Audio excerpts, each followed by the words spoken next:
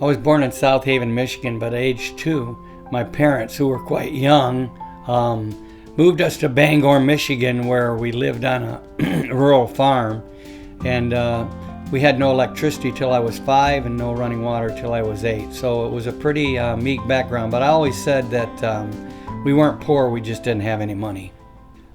Well, in high school, of course, I didn't wrestle because we didn't have wrestling in high school, but I had 11 varsity letters in football, basketball, baseball, and track.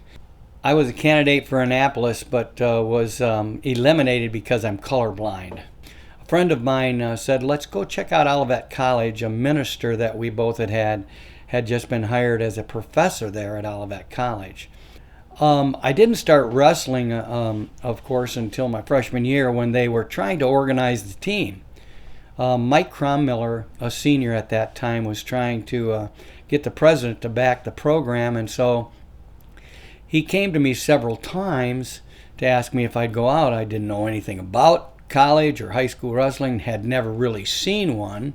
He finally talked me into going out, and they've never let me forget this first practice that I had on a Monday afternoon when I walked in and said, hey, where's the ropes?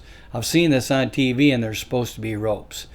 Well, of course, I got my tail end beat the first year because I was brand new at it, but it really got me to fall in love with that sport. I did end up winning the MIAA 130-pound division 2 years in a row, my junior and senior years.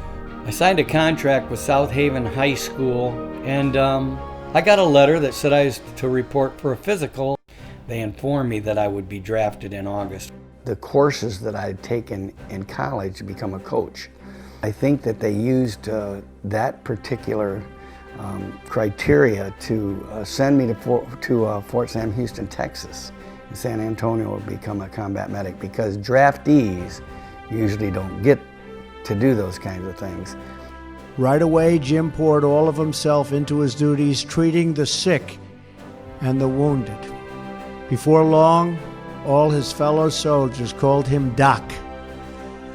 On May 13, 1969, less than 3 months after he arrived, Jim was one of 89 men in Charlie Company to embark on a mission to secure a transportation route near Nanyuan. I think we figured out there were 13 or 14 helicopters that took the 89 of us into the Tam-Kee area. And guys got injured jumping out of the helicopter. It was a hot LZ. As Jim and his men jumped out of the helicopter, it quickly became clear that they were surrounded by enemy troops. Within minutes, 2 choppers were shot down, and one of his men was badly wounded in the middle of an open field. Jim did not hesitate. He blazed through 100 meters of enemy fire to carry the wounded and the soldier to safety. After tending to the first wounded soldier, Jim joined a mission to advance toward the enemy. Before long, they were ambushed. Again, he ran into danger to rescue his men. As he cared for 2 soldiers, shrapnel slashed open the back of Jim's body. I heard an explosion behind me and the ping of metal going into my body from head to foot. Although it stunned me for a second, I continued on to do what I needed to do.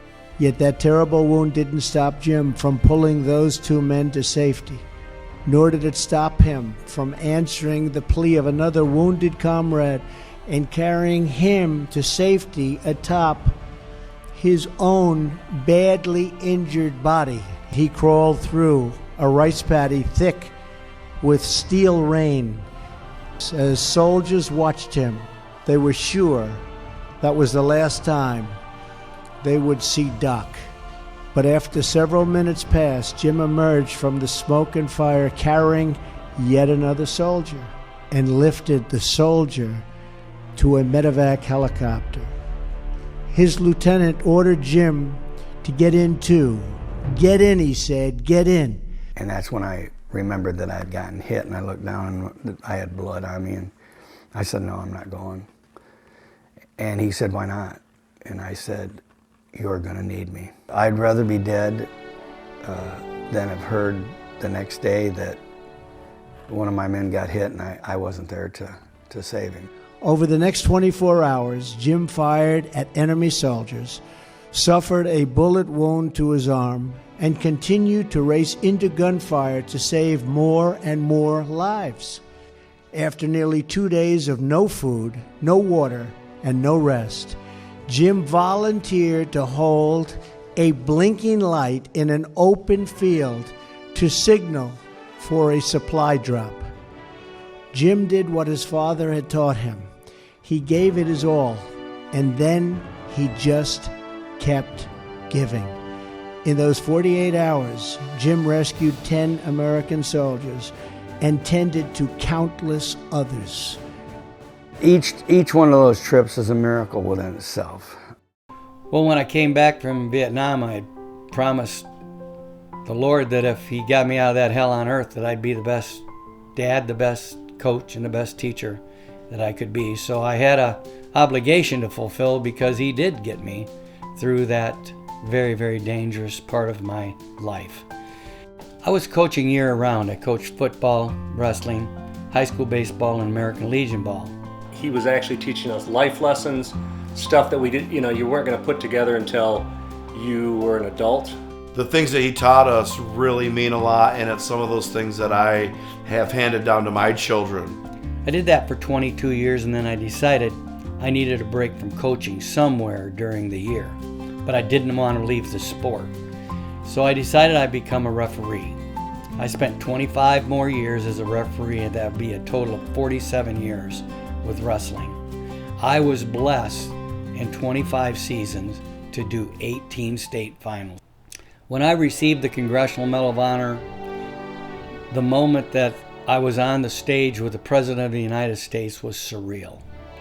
This is going to be another moment that is quite surreal for me.